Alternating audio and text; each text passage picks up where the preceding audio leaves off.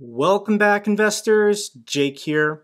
It was another brutal week for the US stock market as we're officially in bear market territory now. When we look at the heat map on Finviz.com, I can see Amazon is down another 10%, Apple down 8%, Adobe down 14%, JP Morgan down 9%.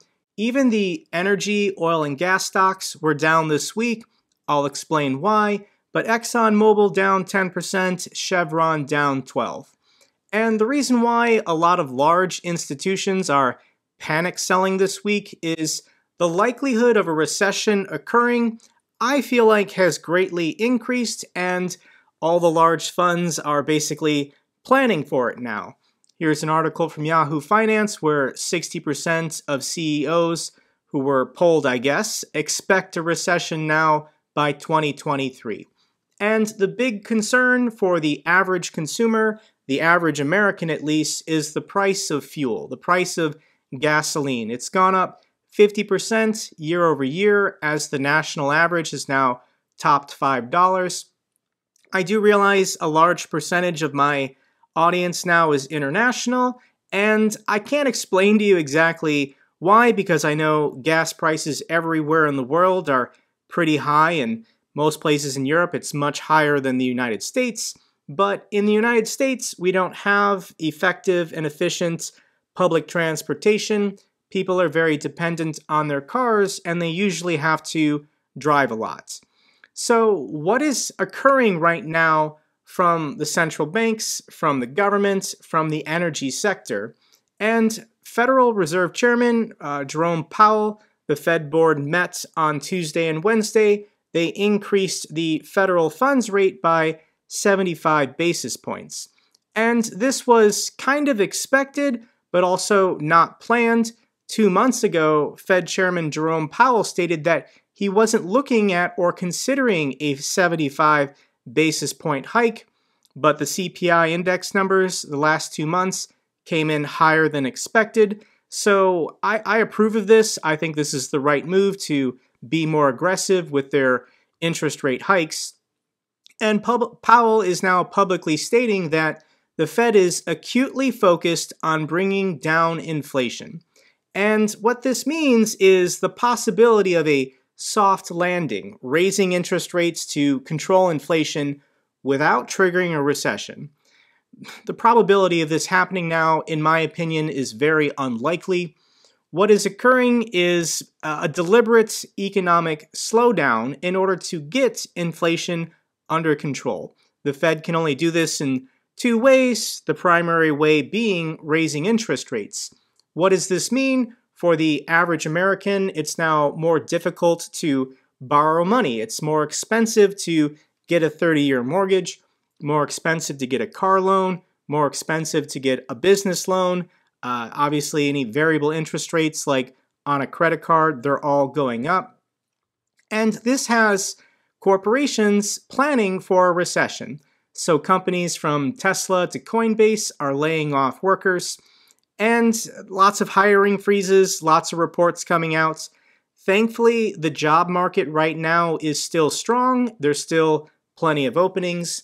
If you are someone potentially who might lose their position or job this month, immediately go out and get another job because it's probably going to get worse over the next 6 months as the Fed has signaled they're going to ignore rising unemployment until inflation is under control, until inflation is under 2%.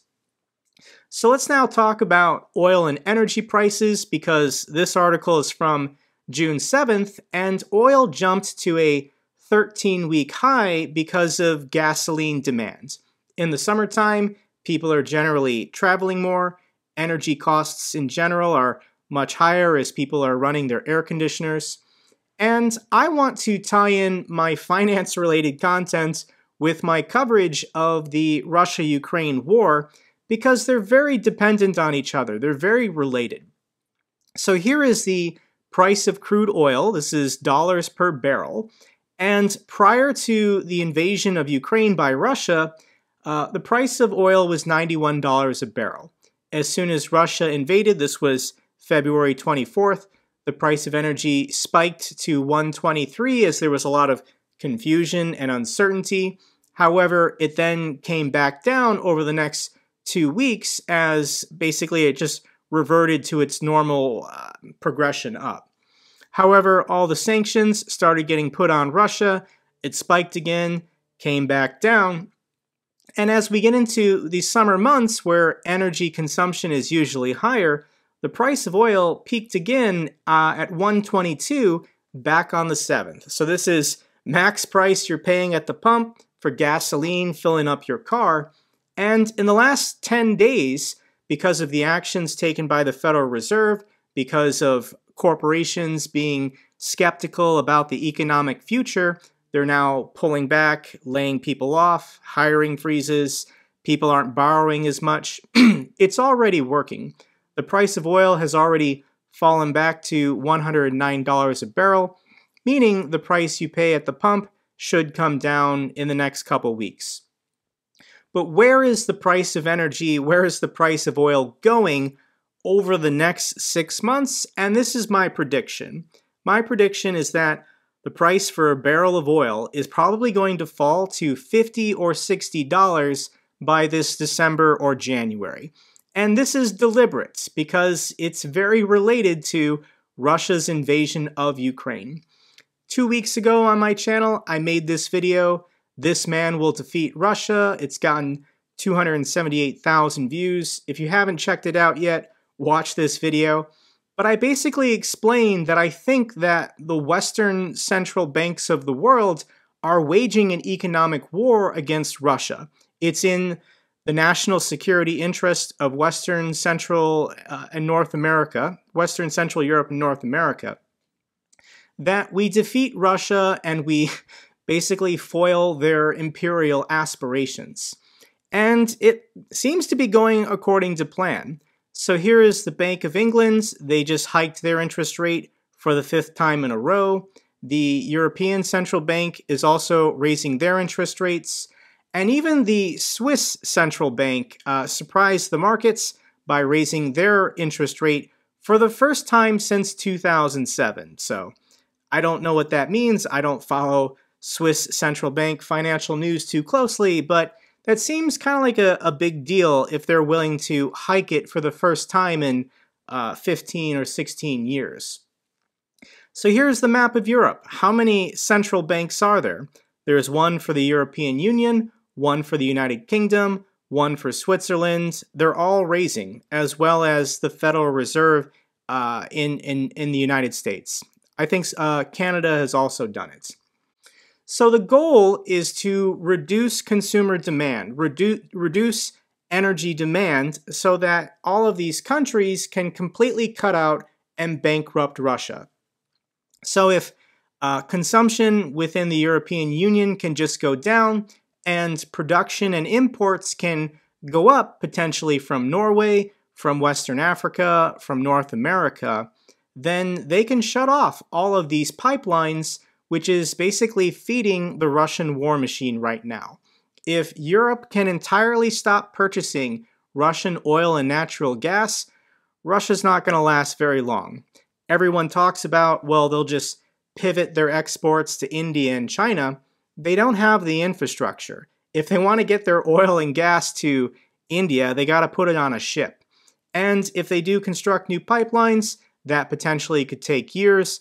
It's also pretty far across the Asian continent to go from the Urals in Siberia to Mumbai. Interesting, though, is that Russia has been cutting their central bank, even though inflation in Russia is pretty bad right now. You can interpret this however you want. I just think it's interesting. Earlier in the video, I mentioned the Fed had 2 ways to control inflation, one being raising interest rates. The other one is the opposite of quantitative easing, and that would be quantitative tightening. This is where the Fed basically prints money out of nothing in order to buy U.S. Treasury debts, therefore lowering the yield and making it a less attractive investment. That's what the Fed has been doing the last 2 years. But we're now reversing it, meaning that the Fed is unloading US Treasuries from their books onto the bond market, which causes the yields to spike in order to attract more investors. It's just supply and demand. So here is the chart for US 10-year Treasury yield rates, and this is pretty astonishing. You know, if we go back 6 months, it was at 1.3%. You can get 1.3% on your money guaranteed every year for 10 years. Who wants to buy that back in December? However, a couple days ago, it spiked to basically 3.5%. Now, you're saying, Jake, inflation is 8 or 9% and you want to get 3.5% on your money. Well, is inflation going to be 8 or 9% 1 year, 2 year, 3 years from now? If you're buying 10-year Treasury yields, you got to assume that eventually inflation will be back under 2%, and then you can lock in this guaranteed money of 3.2 or 3.5. Where I'm going with this is if this yield rate ever gets up to 5 or 6%, I am just going to tell my father, sell everything in your 401k, sell everything in your IRA, put it all in 10-year Treasury yields if you can guarantee yourself 5 or 6% for basically the rest of your life. My dad is 70 years old. And this is what large funds and older investors think. They don't want the risk and uncertainty of the stock markets or other forms of investment when they can get a guarantee on their money from the federal government buying US debts. And what this does when the yield rate goes up is it sucks money out of the system. It sucks money out of all the other asset classes. Real estate, crypto, commodities, stocks, corporate bonds. So this is what the Fed is doing to get money out of the system in order to cool off the economy. So let's now talk about maybe your personal investments. Here is the S&P 500 index fund over the last 5 years. Each one of these candles represents 1 week. And these lines are the weekly moving averages. And this purple line is the 200-week moving average. I mention this now in every one of my videos. The last time the Fed was raising interest rates, the stock market sold off to the 200-week moving average. Prior to the COVID crash, for 3 weeks, it did fall below the 200-week moving average. And we've been on a collision course for the last 6 months as the market has been selling off, trying to touch or reach this 200-week moving average. It's the only significant technical level that technical traders and computer algorithms have to be looking at. So here is the channel that we've been locked in, that I've been watching helplessly the last 6 months, and this lower end of the range now has 1, 2, 3, 4, 5 points of contact. I think we're going to get a bounce in the market over the next 2 weeks, and then as we head into earnings season for all the big tech companies in July, it's just going to be a slaughter. Everything's going to sell off again. So the collision course here, with the 200-week moving average being at 3,500, the S&P is currently at 3695, we're going to basically continue in this downward channel until these two meet. So potentially this will occur late August, early September. And it's this point, guys, I'm going all in. I've been saving my money the last 6 months. I still hold a lot of index funds. I'm going to convert and leverage and even maybe use margin to buy as many call contracts for 2024 and 2025 as I can get. Yes, it's still risky. I accept that risk. But for anyone who's ever bought below the 200-week moving average, nobody's ever lost money. I mean, going back almost 100 years worth of data, if you're buying below the 200-week moving average, you're basically gold. And emotionally, investors, ordinary people, they just don't think of it this way. Here's an article from May 23rd where only 18% of Americans plan to increase their stock market investments this year. And this is just how people think. This is just how humans react. We all have this recency bias where we want to buy things that have recently been going up. You know, when the market has been going up for 18 months straight, this is when everyone wants to buy, everyone wants to leverage, everyone wants to use margin. However, recency bias, 6 months of selling, people literally just tune out when this is going to be the best buying opportunity basically since the COVID crash, but times then were a lot more uncertain. Nobody knew what the heck was going on.